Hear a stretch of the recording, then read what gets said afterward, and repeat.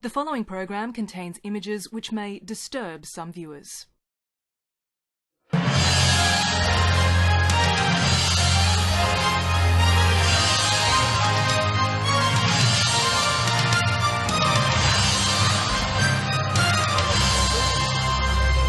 Hello, Mr. Prime Minister. It's ABC Australia. I'm wondering if you can explain the hundreds of millions of dollars in your account.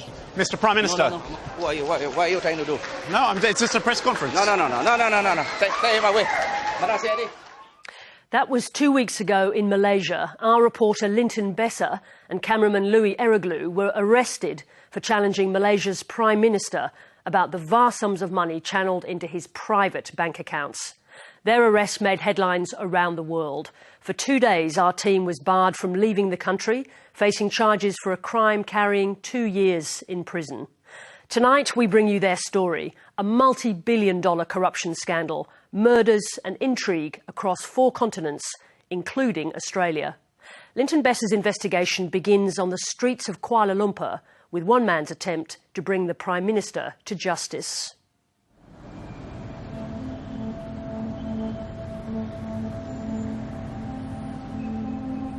It's a seemingly ordinary day in downtown Kuala Lumpur. September 4, 2015. One of the city's most senior public prosecutors leaves home and begins his journey to work.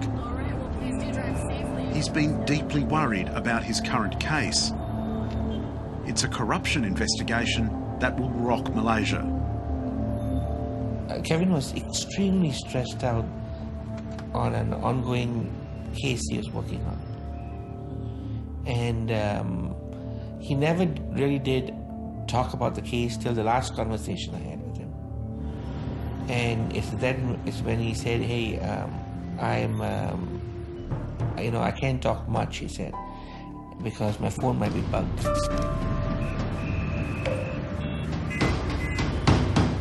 As the prosecutor is caught in heavy traffic, his car is suddenly rammed from behind. The moment is captured on a CCTV camera. A group of men snatch him from the driver's seat and drag him into a ute. Then both vehicles drive away.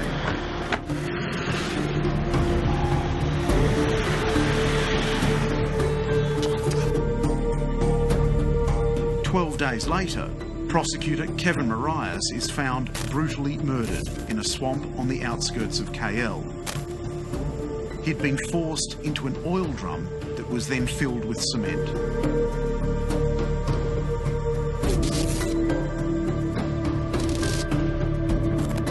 To have a prominent public legal figure snatched from the streets and brutally murdered in such a way, it's perhaps a demonstration of what Malaysia is really like.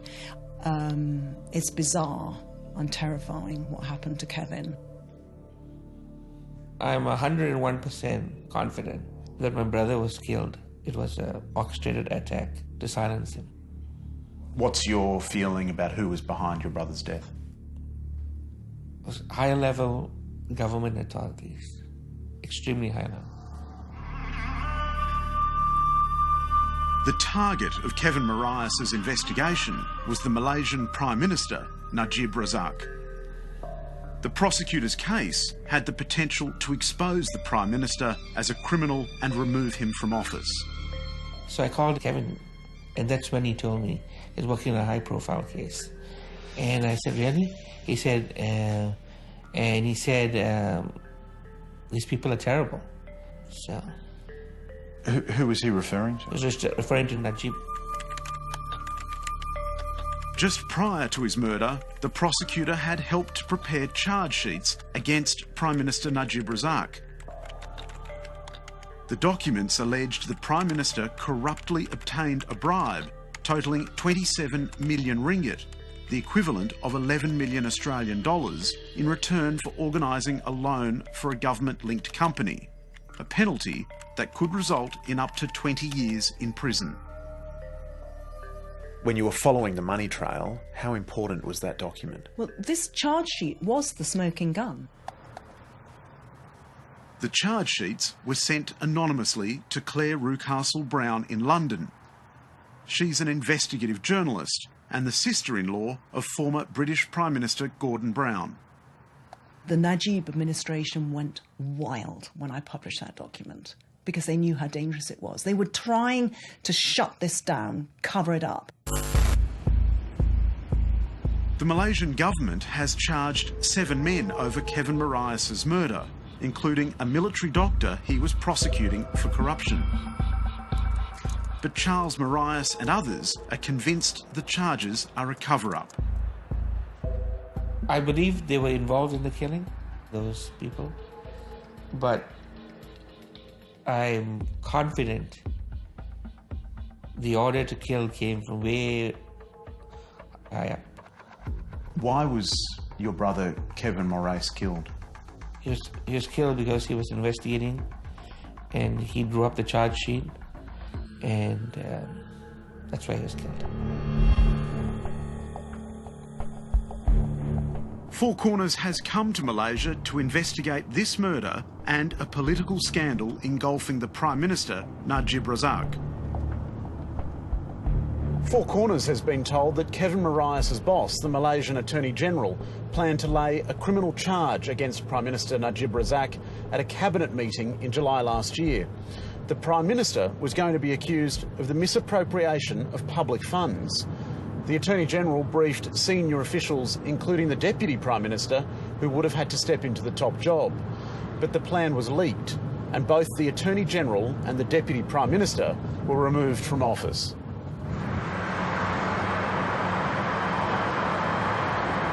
You sack your Deputy Prime Minister who just wants to know what happened.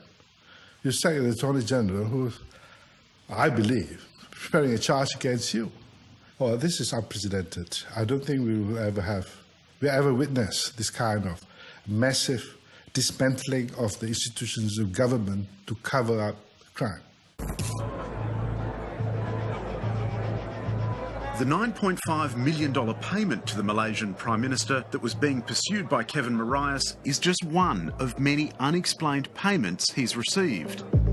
His official salary is about $130,000, yet his personal bank accounts have overflowed with hundreds of millions of dollars in unexplained wealth. The amount of money involved is huge. It is unthinkable that a Prime Minister should have such huge sums of money in his own private banking account. Dr Mahathir Mohamad, Malaysia's former Prime Minister and one-time mentor to Najib Razak, has become one of his biggest critics. This is wrong. This is totally wrong. A Prime Minister of Malaysia should never have that amount of money in his private account. If he has, it must have come through some undesirable activity. I now officially launch the Tun Razak exchange. The saga that has embroiled Prime Minister Najib began 7 years ago with the establishment of Malaysia's National Wealth Fund, 1MDB. Rather than build prosperity, it's racked up debt. The fund has performed disastrously. I think terribly doesn't quite describe how the fund has performed. Every single investment that 1MDB took has failed. It has resulted in billions of dollars of debt, which it is unable to repay, and today the Malaysian government is forced to bail out this particular entity.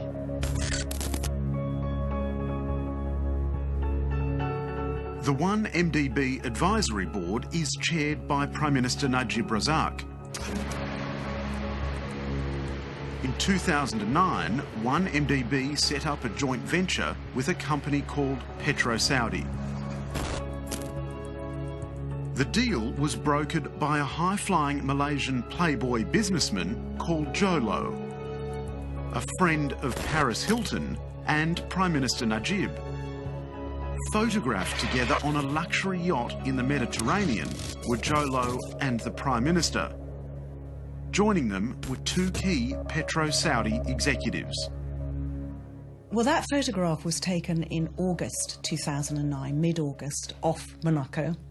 And what it does is it shows the key players at the time that they met and agreed to do this deal.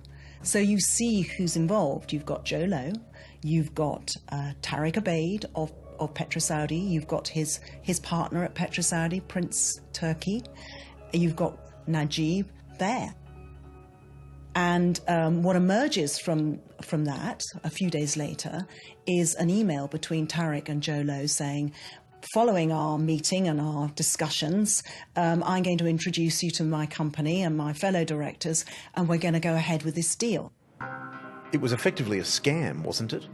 The deal was, in essence, a transaction to enable 1MDB to siphon out at least, if not more, $1 billion of cash to parties outside of the deal for expenses that we are unaware of. Exactly where that money went is unclear. It's now the subject of at least 4 investigations across the world, probing the billions of dollars that have flowed out of 1MDB. Last year, journalist Claire Rucastle-Brown revealed $680 million had been paid into Prime Minister Najib Razak's personal accounts. Well, for the first time, there was evidence, there was proof. I mean, you talk to anyone in Malaysia and they'll all say, oh, the corruption, it's unbelievable, money politics, billions being stolen, you know, but there was never any proof. And once we had obtained that, it was electrifying. The effect was huge.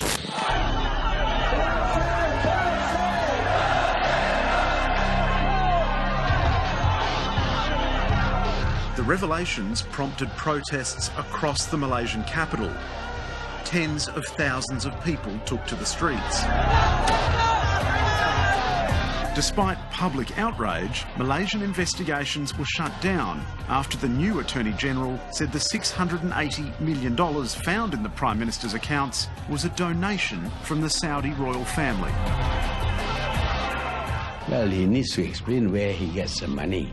When you move huge sums of money, there must be some record, some documentary proof of the existence of the money, the source of the money, the banks that are used, and how the money is transferred by the bank to his account. Apart from saying that it was a gift from somebody, there is nothing else to prove that it was a gift. Because we need to know the person who made the gift must be extremely rich to be able to just give away $681 billion. The Malaysian government says Najib Razak has returned more than $600 million he received in 2013 and closed 2 of his accounts. But Four Corners has established that 3 new accounts were opened in the Prime Minister's name and the money just kept on pouring in. In June 2014, for example, the bank was notified of another 50 million British pounds that was to be wired into the Prime Minister's name. There were also a series of cash deposits that raised money laundering alerts here inside the bank. A high-level source has shown Four Corners the Malaysian Prime Minister's bank accounts. The banking documents reveal an extraordinary and steady flow of money between 2011 and 2014. By June 26, 2012, the bank records show deposits worth $75 million from a Saudi prince, $80 million from the Saudi Arabian Ministry of Finance, and another $120 million from a shell company in the British Virgin Islands. On the 21st of March 2013, the Prime Minister received $620 million from a different company registered there. 4 days later, the same donor deposited another $61 million. By the 10th of April 2013, the Prime Minister had received more than $1 billion. This has to be one of the biggest kleptocracy cases ever. Billions of US dollars have gone missing. And the network of money transfers is global. It's dragged in so many major financial institutions. And this is why the impact of this particular case could be very, very far-reaching. The money is going to the personal account of the Prime Minister. It's hard for us to trace where this money is coming from. The fact that it's going to the personal account of the Prime Minister is unprecedented too. Here at AmBank, the Prime Minister's bank accounts were held under the code name Mr. X. The bank's founder was Hussein Najadi. His son, Pascal Najadi, lives in Switzerland, where I spoke to him via Skype. Mr. Najadi, I understand that in 2013 your father told you he'd discovered large-scale corruption in Malaysia. Yes, my father has been lamenting at the lunch in Kuala Lumpur about this, and he was throwing his hands up and saying, my God, this Prime Minister Najib is lining his pockets, they are robbing the country.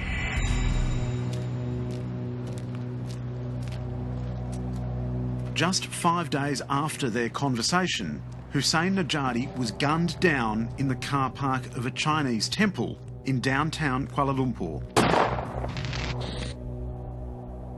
For us it was clear this was not a random shooting or random murder.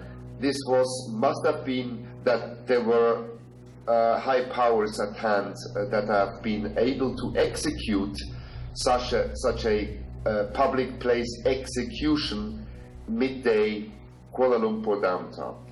Your father left AmBank in the 1980s. Why are you so convinced that he had become aware of the Prime Minister's accounts? My father was one of the old boys of that country. He has helped to build Malaysia, helped to modernize Malaysia, and he was still in touch with personalities, talking about the old times, talking about old days, nothing business in particular, just staying in touch with the folks. Where we got much more clarity, Linton, was when we took an audio witness on audio recording who confessed or who was revealed to us that my father, according to this witness, went with him to the central bank governor's office to complain about certain observations. There's no evidence Hussein Najadi's death can be linked to the scandal engulfing the Malaysian Prime Minister. Pascal Najadi plans to appeal to the United Nations to conduct an inquiry into the murder. Malaysia's banking regulator was told at least 3 times about the enormous deposits into Prime Minister Najib Razak's personal accounts. Four Corners has learned that senior AmBank officials came here to the Malaysian Central Bank Governor to warn her about Najib Razak's personal accounts way back in September 2012. Their report was marked highly sensitive, and it revealed that almost $300 million had already flowed to Najib Razak from several mysterious donors overseas. Yet the central bank governor, Zeti Aziz, merely thanked them for their report and handed it back.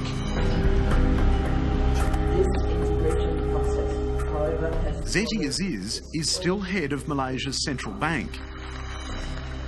We wanted to know what action she took about Najib's accounts. Hello, Dr. Zeti. Yes. I'm from ABC Australia. Yes. I'd just like to ask you a couple of questions about Yes. your role regarding the Prime Minister's bank accounts. We're trying to understand why you didn't do more when you were alerted about the hundreds of millions of dollars flowing into them.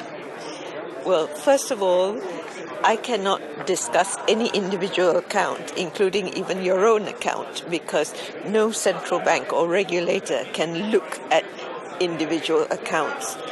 But if the financial institution inform us of what they call suspicious transactions, then we will investigate into it You're a member of the task force investigating all of these issues. What's been the outcome of that? Is it true what the new Attorney General has said, that Najib Razak has no case to answer? Is that true? I have no comment on this at this point in time. As I said, that no authority will discuss any investigation that has not been concluded. So who is behind the money flowing into the Prime Minister's bank accounts? As I said, I cannot comment on this. It is an ongoing investigation.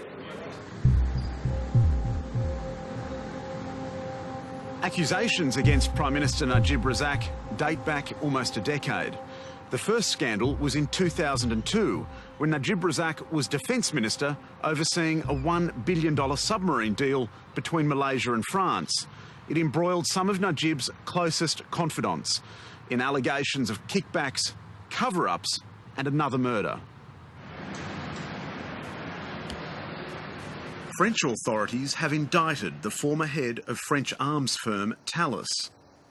They acted after an investigation by Malaysian anti-corruption campaigner Cynthia Gabriel into a $108 million commission paid to a Malaysian company. It wasn't just this payment that was of question. It was a couple of other payments as well that were made that seemed murky and seemed very shady, that did not have very clear reasons for why the payments were made. The middleman in the submarines deal was a senior advisor and friend to the Prime Minister. His name is Razak Baginda. We don't know who he is, apart from him being a close associate and friend of Najib. So until today, we are not certain if he was actually on a formal contract with the Defence Ministry or whether he was just negotiating a very large multi-million-dollar contract only because he was the friend of Najib Razak. The allegation is that kickbacks were given to the middlemen who negotiated the deal in France. That is the allegation. That allegation now has to be investigated properly. What thrust the corruption scandal into the global spotlight was another murder. This time, the victim was a 28-year-old model from Mongolia named Altan Tuya Sharabu. She worked as a translator. It's also been alleged she was having an affair with Najib, something he's always denied. But his advisor, Razak Baginda, was sleeping with her. He did admit that they were having a romantic relationship for a while. And then the events that led to her death suggested that he was trying to get rid of her. The model, Altan Tuya, wanted a cut of the money from the submarine deal. Interestingly, her father had said that Altan Tuya had left a note to say that she was coming to Malaysia to pick up her share of the commission, which amounted to about $100,000.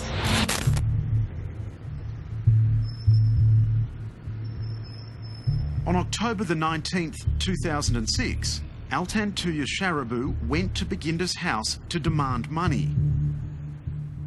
She was kidnapped by 2 Special Forces policemen. She was driven into the jungle and shot twice in the head. Then they attached military-grade explosives to her body and detonated them. Altan Tuya was brutally murdered in 2006. Her body was blown up by C4 explosives, and it was really shocking because these explosives are normally used to bring down buildings. It's that powerful, not to blow up a body. I would like to say here, Najib's advisor, Razak Baginda, was initially charged with ordering the murder, but he was later acquitted. And what I have said today to all of you is what I told the police, that Datuk Najib had never met the deceased. How do I know?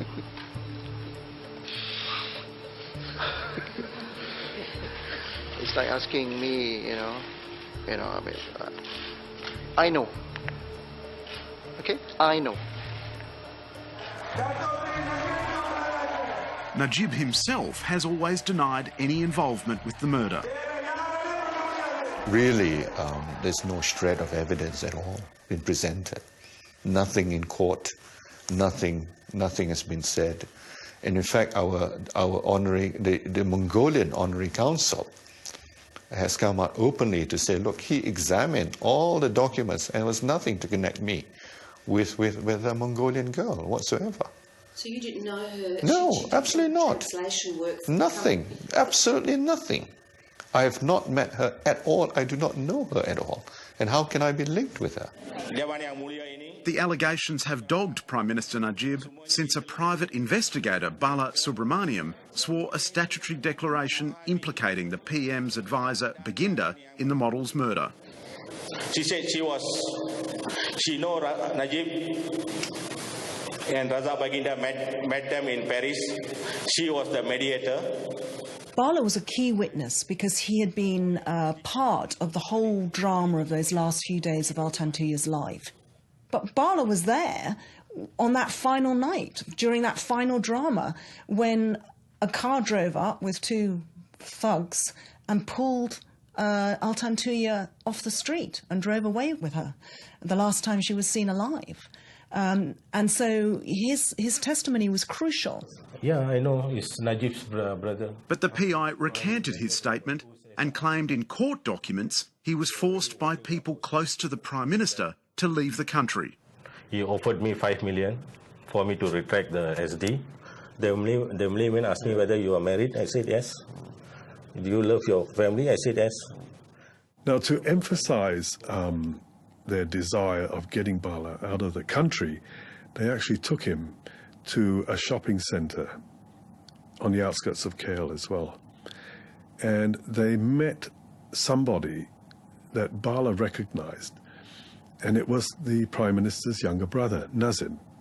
And Nazim Razak said to Bala, now look, if you love your family and if you're concerned about their safety, then I suggest that you follow exactly what tells you to do. So a combination of inducement, financial inducement, and threats to the safety of his family made him think that it was probably a good idea to leave. This scandal has led all the way to Australia. One of the model's killers has been locked up here at Villawood Detention Centre in Sydney's West. Cyril Azhar Umar was convicted over Altan Tuya's murder and sentenced to death. But during an appeal over the case, he fled Malaysia and sought a protection visa to stay in Australia. Cyril told his friends and family he was just a pawn in a political conspiracy. There seems to be no reason why he should have killed that lady. The allegation is that he must have got instruction from someone senior. He knows a lot as to why this girl was murdered. He has not told us why the girl was murdered and who he was acting for. Adalah dosa besar kepada saya. Out of the blue, after months in custody, Cyril released a series of bizarre videos that announced Prime Minister Najib Razak had nothing to do with the model's murder. Yang Amat Berhormat Perdana Menteri Malaysia, Datuk Sri Najib Abdul Razak, langsung tidak ada terlibat dan tidak ada kaitan di dalam kes. The sole purpose of the videos appears to be to use Cyril to exonerate the Prime Minister. I mean, he doesn't seem to be sitting there doing a video to exonerate himself or to forward his own case. He's doing it to help the Prime Minister.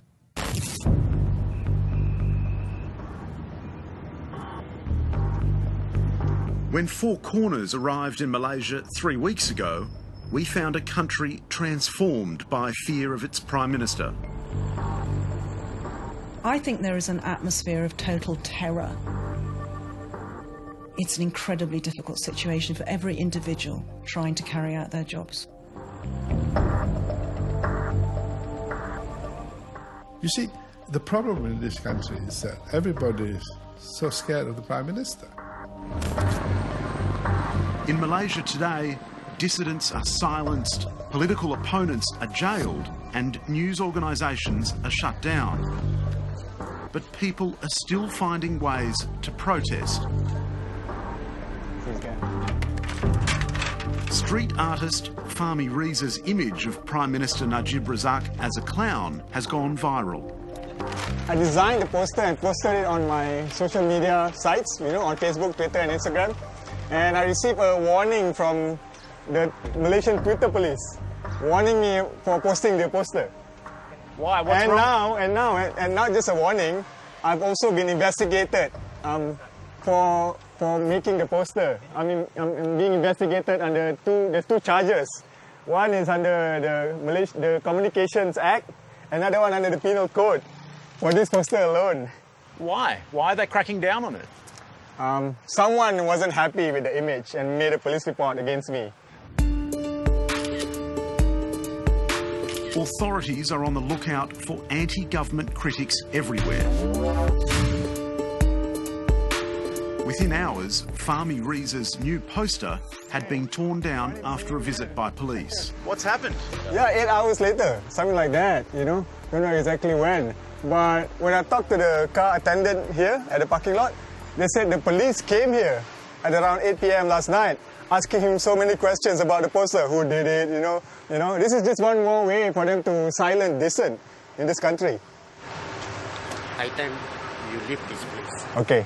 Because why? Yeah. Why should we leave? Because he put the stick as a poster. Yes. It's against the law.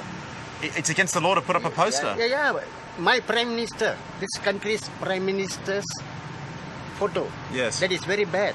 But why can't we, as citizens, express ourselves? I call the police now. You can talk to them. Why do you want to call the police? Because he did something wrong.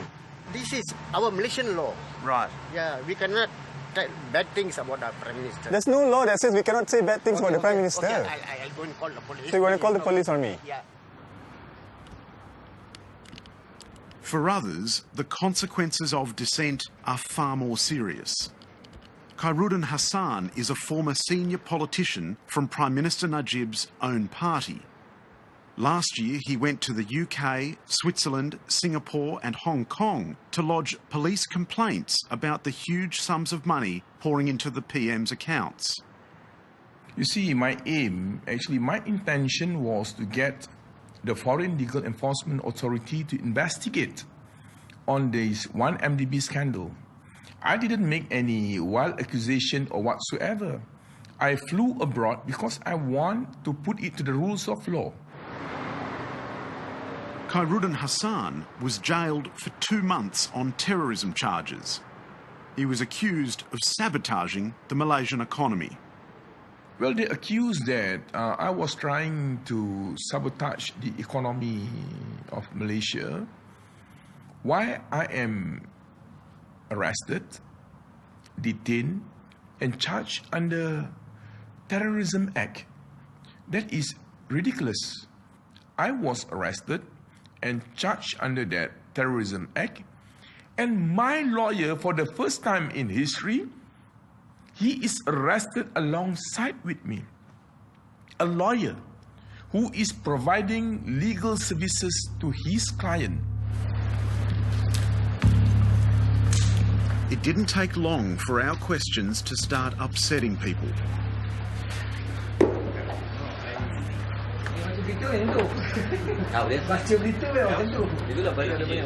We went to a press conference starring a woman named A. Santamal Selvi.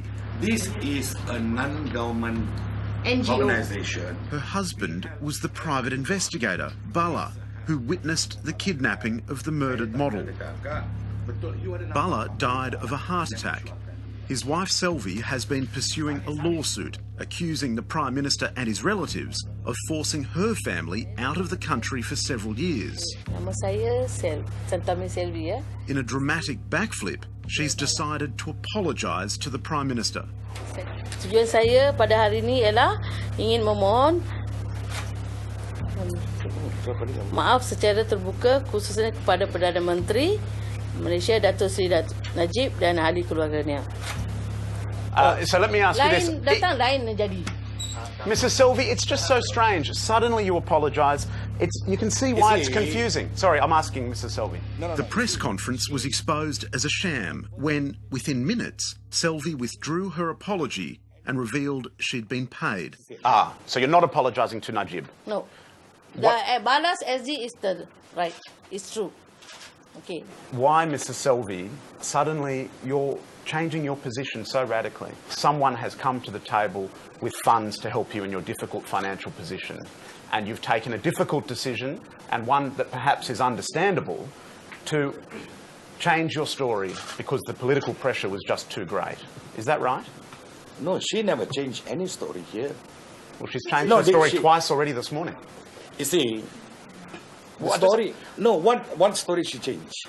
Well, first, the statement said she apologised to Najib, but she just said clearly, no, she's not apologising to Najib. Which is it? Saya tak nak buka cerita-cerita lain, okay? Sorry. You won't answer any more questions, Mrs. Selvey? Sorry. No more questions. What was the total financial offer? I come here for my children's education, that's all. 20,000. Only 30,000 ringgit? I need only 20,000. 20,000 ringgit. The teacher cannot give me the 20,000, so I come to this office. For my children's education, that's all. Take my bag. Do you think you feel... Can you please stop asking questions? No more questions, please. The man who organised the press conference, Ramesh Rao, is a political fixer who has staged similar events before. Mrs. Selvey has stuck... What is wrong with you, a white man? Can you see the paper statement? I'm helping the speaker, guys, and all that, and you are keep repeating finger. I'm off. Okay, I will make sure the children get a good education. I will help them. She apologized or not, that is not my problem. But my concern, I will make sure the children gets a good education. Done.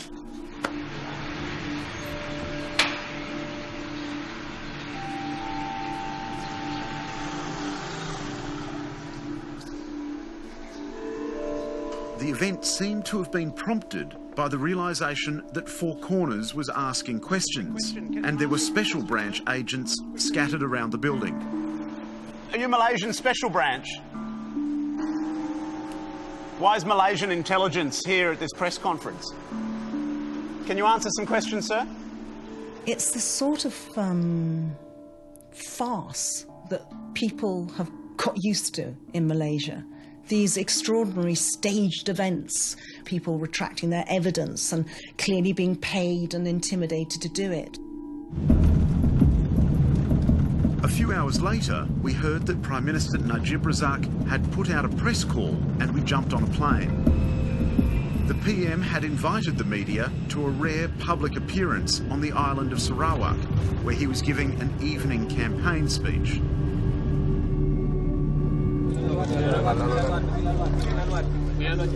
It was the first and only chance we had to have Prime Minister Najib answer our questions.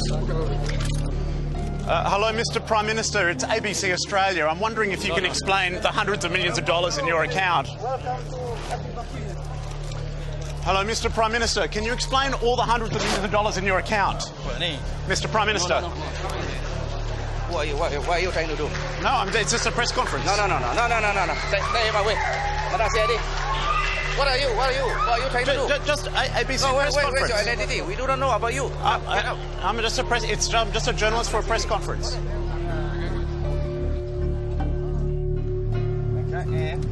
It's very sensitive here. We've just been questioned by the police and Malaysian intelligence. They've taken our passports and asked us where we were staying, made it very plain we were not welcome questioning the Malaysian Prime Minister about the huge volumes of money pouring into his account. Okay. Soon after, our van was pulled over. Cameraman Louis Iroglu and I were arrested and taken to the local police station. Here we are, and our lawyers just arrived, Albert team.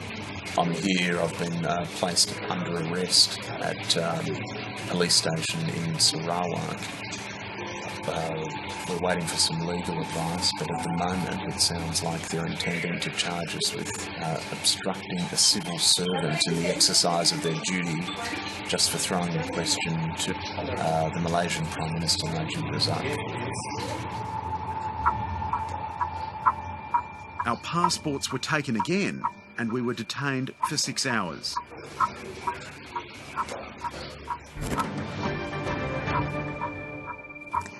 An ABC Four Corners crew was detained by Malaysian authorities overnight. Things seem to be going from bad to worse in Malaysia. Well, these are matters that we are raising with the Malaysian authorities. The Four Corners team has been arrested in Malaysia. We are deeply concerned about this. We are providing consular support to the ABC crew, and we're certainly raising the issue at the appropriate level within the Malaysian government. Louis and I were banned from leaving Malaysia and warned we could face 2 years in jail. Late on the Monday night, we got bad news. If your client do not plead guilty, then the matter will go to trial, and in which case the Senior Federal Council may ask the court for the passports of Linton and Louis to be retained by the court. Of course. We were to face court the next day to hear criminal charges read against us.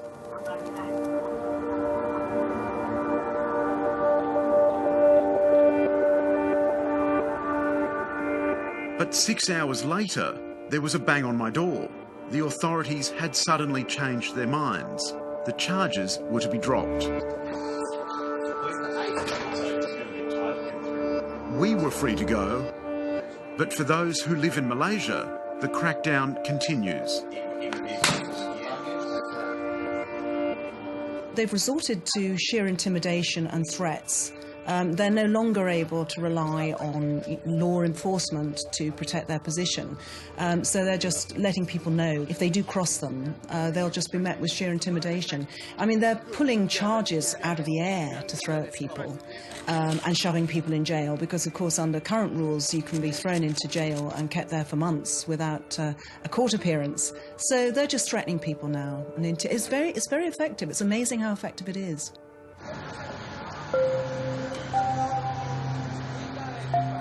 Millions of ordinary Malaysians are watching the unfolding drama with wary resignation. How long Prime Minister Najib Razak can hold on to power is anyone's guess.